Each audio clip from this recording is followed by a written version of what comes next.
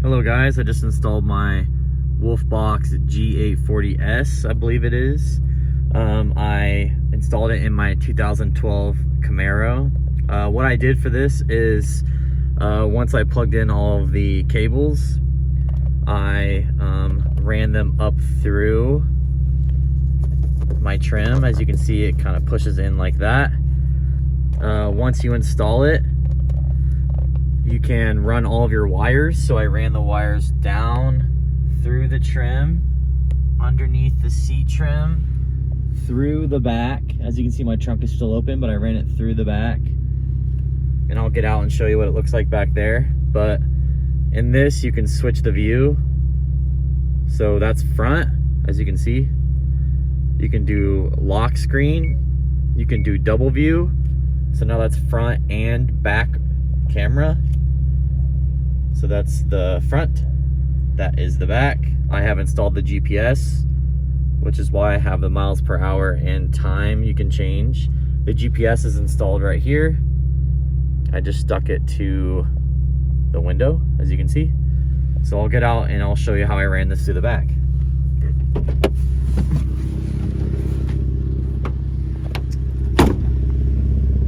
So here is the back cable. You can see it running through the seat. All I did was take this back cover off. I haven't even put the screws back on because I just finished it. And what I had to do was take the license plate off, and I ran the cable underneath through the car, through a hole that I had to drill right here. I just took a basic drill, just drilled a small hole right underneath this cover, which you'll never see. Ran the wire through. I had to snake it through to get it to go through there, but it works pretty well. So I'll show you some of the features in just a second. So here are some of the features that I think are pretty cool.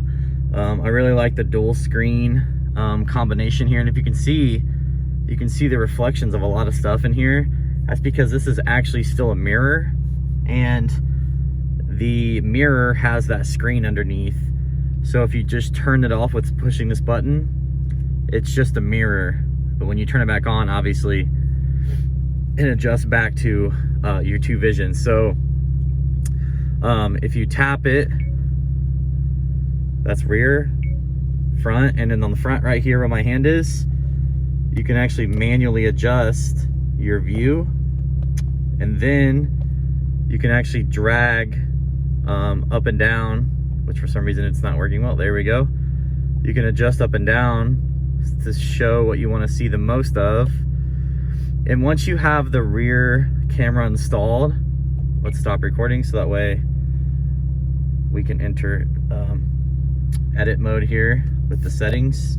Sometimes it will glitch out like this, where it's now just stuck in pause mode, but sometimes it'll recycle itself and it should come back on. As you can see the reflection's pretty strong.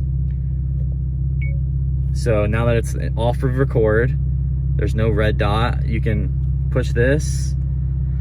You have to format your SD card first, but when it's in dual screen,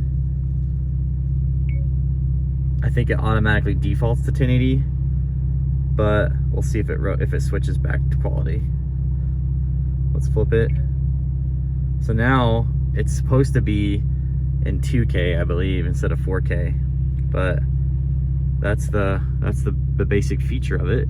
But it's really cool because when you're driving, I just have it on rear, so that way I can see behind me like a normal mirror. But obviously it's really nice in a car like this where your blind spots are really bad. Just because you know, I don't have a back left blind spot pretty much because the car is so low to the ground and so narrow. So I just wanted to show you guys, this is pretty cool. You can see people running through. The quality is pretty good, as you can see. I just love switching through it. That's really, this dual feature would be pretty cool. I don't know how it would work functionally, but you can see the FedEx truck driving right now, and now you can see it pass. How cool is that? Also, another thing I thought was really sweet was if it'll let me change the setting, you can click the G, where if you by chance get in an accident, it'll record as your car is getting hit, which is pretty cool. But I like the feature of being able to see your miles per hour, your time and time zone, and the day of the week, which is pretty amazing. So check that out. I would highly suggest picking this up if you don't have a backup camera, if you have an older vehicle like I do. I had a backup camera installed to this, but I think the cable went out, and this was so much cheaper to install myself than it was to buy or have someone install a brand new cable for me. So I just did it myself, and it was pretty easy. Here's all the cables. You have a Type C, a 3.5 millimeter, another 3.5 millimeter, I believe it is, and that's what connects to the GPS, which you can see that little box hiding back there. It all connects. I ran it through all the trim, both sides of trim, came down under the seat. Super easy to install, pretty amazing quality, super cool look in here. It's 12 inches,